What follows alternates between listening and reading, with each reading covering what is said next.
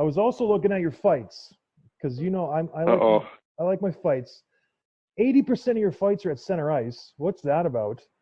You just love going right to center ice and dropping the Center net. stage, baby. It's unbelievable. And then you fight guys that are huge. You fight Neil, Jumbo, Bacchus.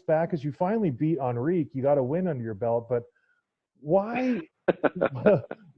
what? That was a win, eh? Well, you didn't lose. The one that I was interested in. Why did you go after Jumbo in the corner?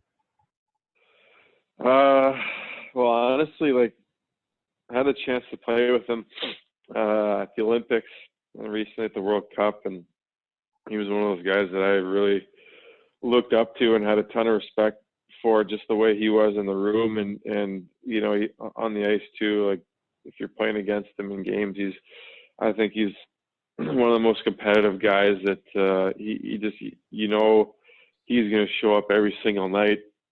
And I think he's just one of those guys that as a captain or as a top player, he goes after other. He just tries to outcompete other teams' top players, and you've seen that before with some guys. And it was funny because just night after night, he was coming after me and gave me chops and slashes and whacks off of face-offs. And he never really asked me to fight or anything like that, but he was definitely running my show there for a little while. And to a certain point, I had enough of it and felt like I had to go push back, even though I had no clue what I was doing. But I think I took a minor penalty on him, probably cross-checked him from behind and then followed him to the other corner. And he was as confused as anybody when the look on his face was just, he was wide-eyed. He's like, you want to go? Or like, what?